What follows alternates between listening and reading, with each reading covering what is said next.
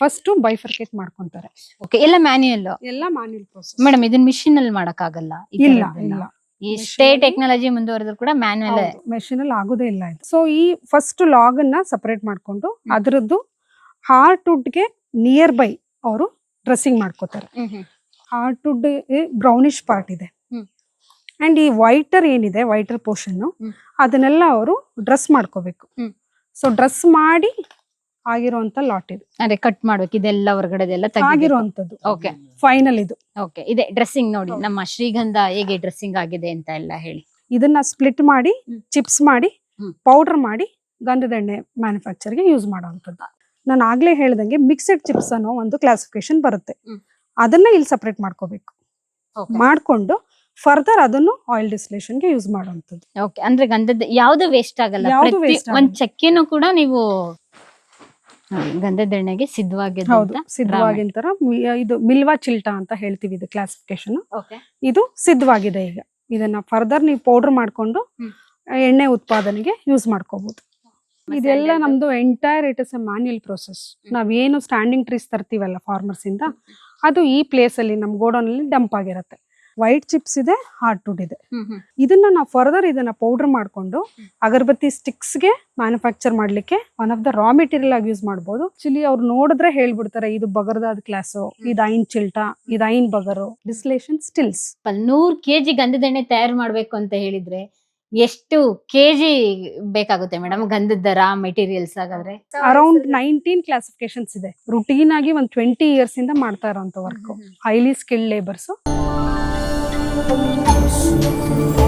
ನಾವೆಲ್ಲ ಹೇಗೆ ಚಂದ ಕಾಣಲು ಅಲಂಕಾರ ಮಾಡ್ಕೊಳ್ತೀವಿ, ಹಾಗೆ ಅದೇ ರೀತಿಯಾಗಿ ಸ್ಯಾಂಡಲ್ಗೆ ಡ್ರೆಸ್ಸಿಂಗ್ ಮಾಡ್ತಾ ಇದ್ದಾರೆ. ಡ್ರೆಸ್ಸಿಂಗ್ ಅಂದ್ರೆ ಯಾವ ರೀತಿಯಾಗಿ ಸುಣ್ಣ ಬಣ್ಣ ಎಲ್ಲ ಬಳಿಯಲ್ಲಪ್ಪ ಅಥವಾ ಲಿಪ್ಸ್ಟಿಕ್ ಹಾಕಲ್ಲ, ಯಾವ ರೀತಿ ಹೇಗೆ ಮೇಡಮ್ ಡ್ರೆಸ್ಸಿಂಗ್ ನಮ್ಮ ಸ್ಯಾಂಡಲ್? ನಮ್ದು entire it is A manual process. ನಾವೇನು ಸ್ಟ್ಯಾಂಡಿಂಗ್ ಟ್ರೀಸ್ ತರ್ತೀವಲ್ಲ ಫಾರ್ಮರ್ಸ್ ಇಂದ, ಅದು ಈ ಪ್ಲೇಸ್ ಅಲ್ಲಿ ನಮ್ ಗೋಡೌನ್ ಅಲ್ಲಿ ಡಂಪ್ ಆಗಿರುತ್ತೆ. According to seniority first come first served ಯಾರು ಬರ್ತಾರೆ ಅವ್ರದ್ದು ಪ್ರೋಸೆಸ್ ಕಮೆನ್ಸ್ ಆಗುತ್ತೆ. ಅದು ಎಲ್ಲ ಪ್ರೋಸೆಸ್ ಆಗೋದು ಫಾರ್ಮರ್ ಪ್ರೆಸೆನ್ಸ್ ಅಲ್ಲೇ. ನೀವ್ ಆಗ್ಲೇ ಒಬ್ರು ಫಾರ್ಮರ್ ನ ಮೀಟ್ ಮಾಡಿದ್ರಿ, ಇವತ್ತು ಅವ್ರ ಲಾಟ್ ಕಮೆಂಟ್ಸ್ ಆಗ್ತಾ ಇದೆ. ಸೊ ಲೈಕ್ ವೈಸ್ ಈ ಸೀನಿಯಾರಿಟಿ ವೈಸ್ ಯಾರ್ಯಾರು ಫಸ್ಟ್ ಕಮ್ ಬರ್ತಾರೆ ಅವ್ರಿಗೆಲ್ಲ ಇಂಟಿಮೇಶನ್ ಕೊಡ್ತಾ ಬರ್ತೀವಿ. ಈಗ ಅವ್ರದ್ದು 4490 kg ಇತ್ತು. ಆ ಪ್ರೋಸೆಸ್ ಅದು ಲಾಟ್ ಕಂಪ್ಲೀಟ್ ಆಗ್ಲಿಕ್ಕೆ it takes around 10 to 12 working days. 12 ದಿನ ಪ್ರೋಸೆಸ್. ಅದು ಡ್ರೆಸ್ಸಿಂಗ್ ಪ್ರೋಸೆಸ್ ಕಂಪ್ಲೀಟ್ ಆಗ್ಲಿಕ್ಕೆ. ಆ ಡ್ರೆಸ್ಸಿಂಗ್ ಪ್ರೋಸೆಸ್ ಹೇಗ್ ಆಗುತ್ತೆ ಅನ್ನೋದನ್ನ ನಾವ್ ಇಲ್ಲಿ ನೋಟಿಸ್ ಮಾಡ್ಬೋದು. ಫಸ್ಟ್ ಅವ್ರು ಏನ್ ಮಾಡ್ತಾರೆ, ಈ ಲಾಗ್ಸ್ ಆಗೋವಂಥದ್ದು, ಈ ತರ ಸ್ಯಾಂಡಲ್ವುಡ್ ಲಾಗ್ಸ್ ಆಗುತ್ತಲ್ಲ, ಬಿಲ್ಲೆಟ್ಸ್ ಆಗೋವಂಥದನ್ನ ಫಸ್ಟ್ ಬೈಫರ್ಕೇಟ್ ಮಾಡ್ಕೊಂತಾರೆ. ಓಕೆ, ಎಲ್ಲ ಮ್ಯಾನ್ಯುಯಲ್. ಎಲ್ಲ ಮ್ಯಾನ್ಯುಯಲ್ ಪ್ರೋಸೆಸ್ ಮೇಡಮ್ ಇದನ್ನ ಮಿಷಿನ್ ಅಲ್ಲಿ ಮಾಡಕ್ ಆಗಲ್ಲ? ಇಲ್ಲ ಇಲ್ಲ, ಇಷ್ಟೇ ಟೆಕ್ನಾಲಜಿ ಮುಂದುವರೆದ್ರು ಕೂಡ ಮ್ಯಾನ್ಯುಯಲ್, ಮೆಷಿನ್ ಅಲ್ಲಿ ಆಗೋದೇ ಇಲ್ಲ ಇದು. ಸೊ ಈ ಫಸ್ಟ್ ಲಾಗ್ ಅನ್ನ ಸಪರೇಟ್ ಮಾಡ್ಕೊಂಡು ಅದರದ್ದು ಹಾರ್ಟ್ ವುಡ್ ಗೆ ನಿಯರ್ ಬೈ ಅವರು ಡ್ರೆಸ್ಸಿಂಗ್ ಮಾಡ್ಕೋತಾರೆ. ಸೊ ನಿಯರ್ ಬೈ ಮಾಡ್ಕೊಂಡು ಈಗ ಇಲ್ಲಿ ನೋಡಿ, ಇದರಲ್ಲಿ ಹಾರ್ಟ್ ವುಡ್ ಬ್ರೌನಿಶ್ ಪಾರ್ಟ್ ಇದೆ ಅಂಡ್ ಈ ವೈಟರ್ ಏನಿದೆ, ವೈಟರ್ ಪೋರ್ಷನ್ ಅದನ್ನೆಲ್ಲ ಅವರು ಡ್ರೆಸ್ ಮಾಡ್ಕೋಬೇಕು. ಸೊ ಡ್ರೆಸ್ ಮಾಡಿ ಆಗಿರುವಂತ ಲಾಟ್ ಇದು. ಅದೇ ಕಟ್ ಮಾಡ್ಬೇಕು, ಇದೆಲ್ಲ ಹೊರಗಡೆದೆಲ್ಲ ಆಗಿರುವಂತದ್ದು. ಓಕೆ, ಫೈನಲ್ ಇದು. ಓಕೆ, ಇದೆ ಡ್ರೆಸ್ಸಿಂಗ್ ನೋಡಿ ನಮ್ಮ ಶ್ರೀಗಂಧ ಹೇಗೆ ಡ್ರೆಸ್ಸಿಂಗ್ ಆಗಿದೆ ಅಂತ ಎಲ್ಲ ಹೇಳಿ. ಓಕೆ, ಇಲ್ಲಿ ಯಾವ್ದು ಮೇಡಮ್? ಇದೆಲ್ಲ ಹೋಗಿದೆ ಕಂಪ್ಲೀಟ್. ಇದು ಫೈನಲ್. ನೆಕ್ಸ್ಟ್ ಬಿಗ್ಗರ್ ಲಾಗ್ ಬಂದಿರುವಂತದ್ದು. ನೆಕ್ಸ್ಟ್ ಇದ್ರ ಪ್ರೊಸೆಸ್ ಹೇಗೆ? ಇದನ್ನ ನಾವು ಕ್ರಶ್ ಮಾಡಿ, ಲೈಕ್ ನಾನು ಅಲ್ಲಿ ಹೇಳಿದ್ನಲ್ಲ ಅಷ್ಟು ಪ್ರೊಸೆಸಿಂಗ್ ಆಗುತ್ತೆ. ಇದನ್ನ ಸ್ಪ್ಲಿಟ್ ಮಾಡಿ ಚಿಪ್ಸ್ ಮಾಡಿ ಪೌಡರ್ ಮಾಡಿ ಗಂಧದ ಎಣ್ಣೆ ಮ್ಯಾನುಫ್ಯಾಕ್ಚರ್ಗೆ ಯೂಸ್ ಮಾಡುವಂತದ್ದು. ಇವಾಗ ಒಳಗಡೆ ಸ್ವಲ್ಪ ಇಷ್ಟೇ ಇರುತ್ತಲ್ಲ, ಅದನ್ನ ಹೇಗೆ ಕಟ್ ಮಾಡ್ತೀರಾ?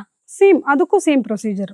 ಈ ರೀತಿ ಸ್ಪ್ಲಿಟ್ ಮಾಡಿದಾರಲ್ಲ ಇದೇ ರೀತಿ. ಇದನ್ನ ನೀವೀಗ ಇದನ್ನ ತಗೊಂಡ್ರೆ ಈ ಲಾಗ್ ಅಲ್ಲಿ ವೈಟ್ ಚಿಪ್ಸ್ ಇದೆ, ಹಾರ್ಟ್ ವುಡ್ ಇದೆ. ನಾನು ಆಗ್ಲೇ ಹೇಳ್ದಂಗೆ ಮಿಕ್ಸೆಡ್ ಚಿಪ್ಸ್ ಅನ್ನೋ ಒಂದು ಕ್ಲಾಸಿಫಿಕೇಶನ್ ಬರುತ್ತೆ. ಅದನ್ನ ಇಲ್ಲಿ ಸಪರೇಟ್ ಮಾಡ್ಕೋಬೇಕು. ಮಾಡ್ಕೊಂಡು ಫರ್ದರ್ ಅದನ್ನು ಆಯಿಲ್ ಡಿಸ್ಟಿಲೇಷನ್ಗೆ ಯೂಸ್ ಮಾಡುವಂತದ್ದು. ಓಕೆ, ಅಂದ್ರೆ ಗಂಧದ ಯಾವ್ದು ವೇಸ್ಟ್ ಆಗಲ್ಲ. ಒಂದ್ ಚಕ್ಕೆನೂ ಕೂಡ ನೀವು ಕಲೆಕ್ಟ್ ಮಾಡಿ ಇದ್ ಮಾಡ್ತಾರೆ. ಯಾಕೆಂದ್ರೆ ಅಲ್ಲಿ ಚಕ್ಕೆ ಎಲ್ಲ ಸಪರೇಷನ್ ಆಗಿ ಮಾಡಿದ್ದೀರಾ, ಮತ್ತೆ ಸಣ್ಣ ಸಣ್ಣದೆಲ್ಲ ಸಪರೇಷನ್ ಆಗಿ ಮಾಡಿದ್ದೀರಾ. ಇದನ್ನೆಲ್ಲ ಹೇಗೆ ಇದು ಆಯಿಲ್ಗೆ ಹೋಗುತ್ತೆ ಒಂದು, ಉಳಿದಿದ್ದೆಲ್ಲ? ಈಗ ಇದನ್ನ ನೀವು ಅಲ್ಲಿ ಔಟರ್ ಬಾರ್ಕ್ ಇದೆಯಲ್ಲ, ಅದನ್ನ ಪೌಡರ್ ಮಾಡ್ಕೊಂಡು ಅಗರಬತ್ತಿ ಸ್ಟಿಕ್ಸ್ ಮ್ಯಾನುಫ್ಯಾಕ್ಚರಿಂಗ್ ಯೂಸ್ ಮಾಡ್ಕೋಬಹುದು. ಓಕೆ, ಅದು ಹೌದು, ಆ ಔಟರ್ ಬಾರ್ಕ್ ನ. Okay, nice. ಇಲ್ಲಿ ಇದೆಯಲ್ಲ ಮೇಡಮ್, ಇದು ಅಂದ್ರೆ ಔಟರ್ ಬಾರ್ಕ್ ನ ನೀವು ಅಗರಬತ್ತಿ, ಧೂಪ ಎಲ್ಲದಕ್ಕೂ ಯೂಸ್ ಮಾಡಿ. ಇದೇನಂದ್ರೆ ಆ ಮರದ ಹೊರಗಡೆ ತೊಗಟೆ ಬರುತ್ತಲ್ಲ, ಅದು ಇದಕ್ಕೆ ಬಾರ್ಕ್ ಅಂತ ಹೇಳ್ತೀವಿ. ಇದನ್ನ ನಾವು ಫರ್ದರ್ ಇದನ್ನ ಪೌಡರ್ ಮಾಡ್ಕೊಂಡು ಅಗರಬತ್ತಿ ಸ್ಟಿಕ್ಸ್ ಗೆ ಮ್ಯಾನುಫ್ಯಾಕ್ಚರ್ ಮಾಡ್ಲಿಕ್ಕೆ one of the raw material ಆಗಿ ಯೂಸ್ ಮಾಡಬಹುದು. ಅಥವಾ ಸಾಂಬ್ರಾಣಿ ಕೋನ್ಸ್ ಇರುತ್ತಲ್ಲ, ಹ್ಮ್. ಅದಕ್ಕೆ one of the raw material ಆಗಿ ಯೂಸ್ ಮಾಡ್ಕೋಬಹುದು. ಹಂಗಾರೆ ಶ್ರೀಗಂಧದಲ್ಲಿ ಯಾವ್ದು ವೇಸ್ಟ್ ಯಾವ್ದು ಆಗಲ್ಲ, waste ಇಲ್ಲ. ಎಲ್ಲ ಸ್ವಲ್ಪ ಸ್ಮೆಲ್ ಇದೆ ಜಾಸ್ತಿ. ಇಲ್ಲ, ಇದ್ರಲ್ಲೇನು ಸ್ವಲ್ಪ ಸ್ವಲ್ಪನೂ ಬರ್ತಾ ಇಲ್ಲ, ಇಲ್ವಾ? ಇದು ಇಲ್ಲ ಔಟರ್ ಬಾರ್. ಓಕೆ, ಸ್ಮೆಲ್ ಇರೋದು ಯಾವ್ದಿದೆ?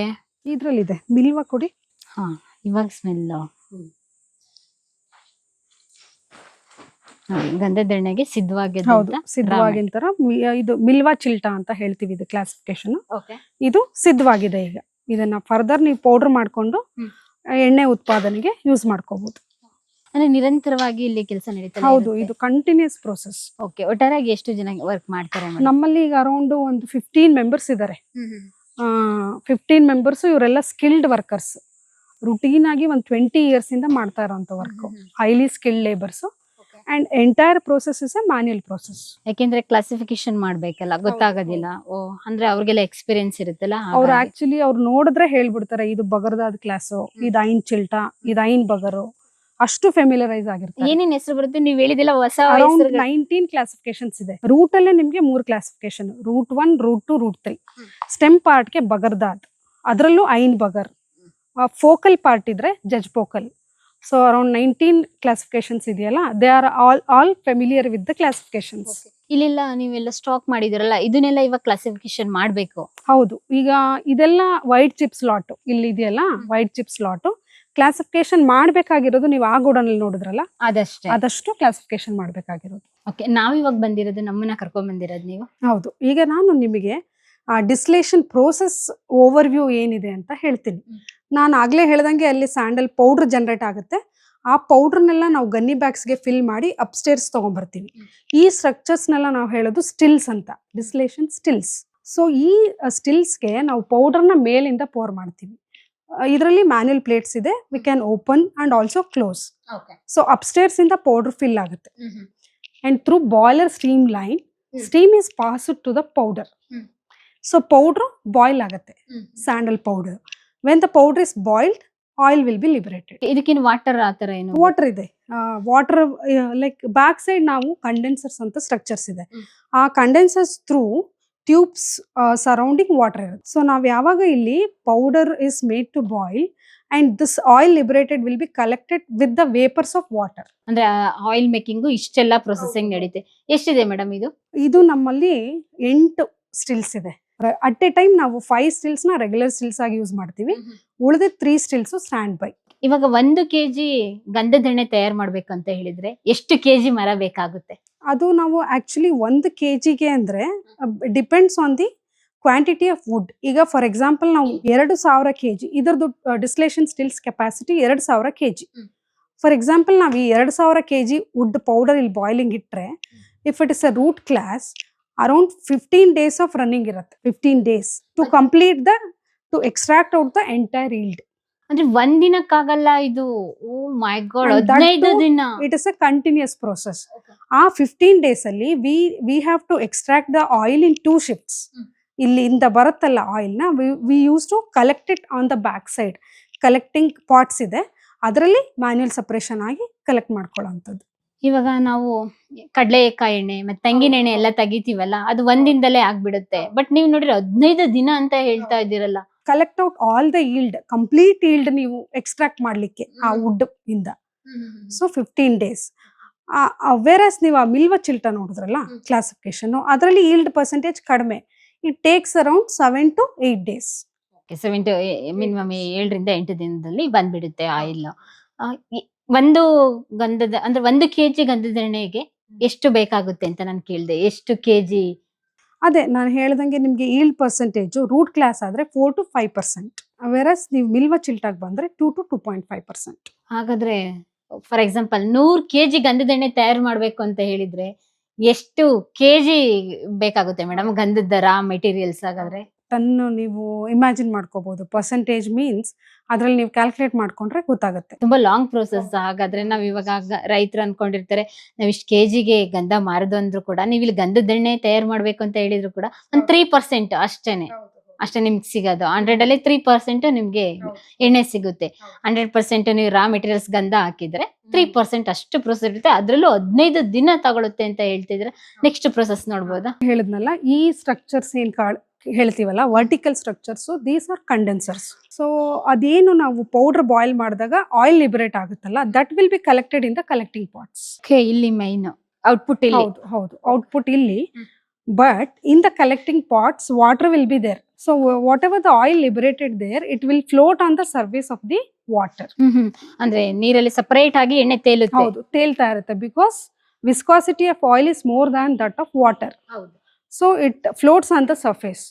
ಅದೇನು ಕಲೆಕ್ಟ್ ಆಗುತ್ತಲ್ಲ ಅಷ್ಟು ಆಯಿಲ್ ನ ನಾವು ಸ್ಕೂಪಿಂಗ್ ಪರ್ಪಸ್ ಇಂದ ಸಪರೇಟ್ ಮಾಡ್ಕೋತೀವಿ.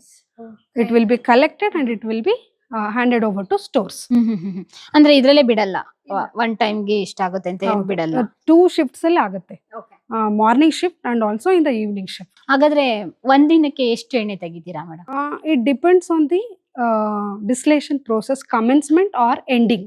ಇನ್ ದ ಬಿಗಿನಿಂಗ್ ನಮ್ಗೆ ಈಲ್ಡ್ ಜಾಸ್ತಿ ಇರುತ್ತೆ ಆರಂಭದಲ್ಲಿ. ಹೌದು. And whenever this still goes to the ending process, oil content will be reduced. Gradually it is decrease. ಇವರು ಸಪರೇಟ್ ಮಾಡ್ಕೊಂಡಿದ್ದಾರೆ. ಸೇಮ್ ಸ್ಟ್ರಕ್ಚರ್ ಅಲ್ಲಿ ವಾಟರ್ ಫಿಲ್ ಆಗಿರುತ್ತೆ, ಅಪ್ ಟು ಈ ಲೆವೆಲ್ ವರೆಗೆ ವಾಟರ್ ಫಿಲ್ ಆಗಿರುತ್ತೆ. And whatever the oil liberates no, ಅದು this will float on the surface of the water. ಹೇಗೆ madam ನೀವು ಕ್ಯಾಲ್ಕುಲೇಟ್ ಮಾಡಿದಿರಾ? ಒಂದು ವರ್ಷಕ್ಕೆ ಎಷ್ಟು ಟನ್ ಆಯಿಲ್ ತೆಗ್ದೆ ಅಂತಲ್ಲ, ಅಥವಾ ಒಂದು ತಿಂಗಳಿಗ ಹೇಗೆ ಕ್ಯಾಲ್ಕುಲೇಷನ್ ಮಾಡಿದ್ರೆ ಅಂದಾಜು ಒಂದು ವರ್ಷಕ್ಕೆ ಎಷ್ಟು ಶ್ರೀಗಂಧದ ಎಣ್ಣೆ ಉತ್ಪಾದನೆ ಇಲ್ಲಿಂದ ಆಗುತ್ತೆ? ಅದು ನಮಗೆ once again it depends on the quantity of wood we receive.